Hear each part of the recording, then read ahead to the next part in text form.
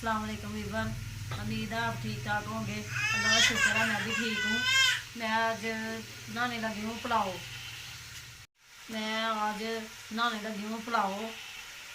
आलू गाजर पा के। बच्चे कह रहे हैं चावल बना के दो पुलाव सानू। मेरे चैनल नू सबसक्राइब करो, वीडियो नू लाइक करो ते अगे भैन भरावां च शेयर करो।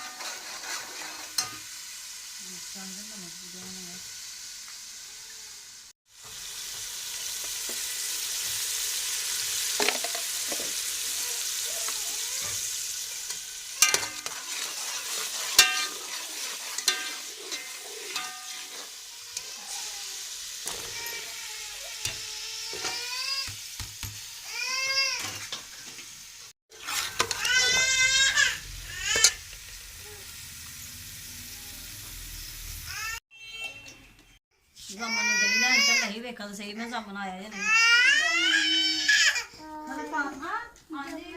क्या बात है फातिमा को? पिछली बार है फातिमा को भाई ने का जामन बनाया।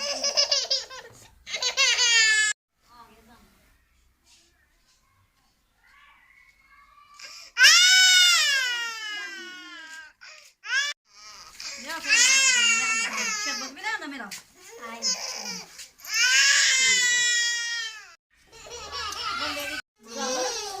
चीज़ बंदे की लैके आना ना तो बच्चों भी लै जा कर, गफरान भी लै जा कर। हर फातिमा रो रही नहीं चौके बाहर लै जा कर किते। मैं होर भी कम्म करना होंदा है। अच्छा देनी है 10 रुपये तो इनू पहले चुक हर फातिमा आजो आजो आजो आजो आजो हर फातिमा आजो आजो आजो आजो आजो आजो आजो आजो बड़ी अच्छी बच्ची है फातिमा। आजो आजो आजो आजो आजो हर फातिमा आजो इधर।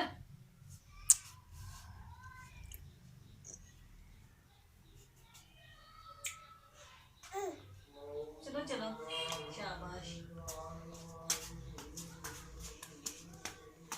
फातिमा मेरी प्यारी बेटी है, अच्छी बच्ची है।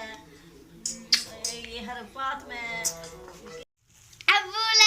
मोटर का इसके नीचे पहिया था तभी से वो चलती है, पापा करके चलती है। आगे जाए पीछे जाए दाएं बाएं ये मुड़ जाए। मछली का बच्चा अंधे से निकला पानी से फिसला। आंटी ने पकाया, हम सब ने बहुत मजा आया।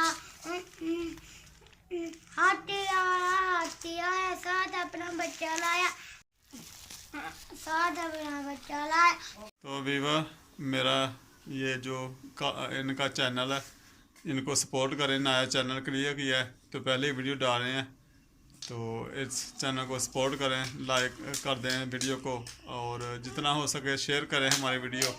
तो चैनल को आगे चलाएं, आपके तामल से ही है। मेरा पहला चैनल भी आप बहन भाइयों के तामल से है, बस आप सपोर्ट कर दें। ये आसमा ब्लॉग इनका चैनल है, इनके चैनल को भी सपोर्ट कर दें और बहुत शुक्रिया, मेहरबानी।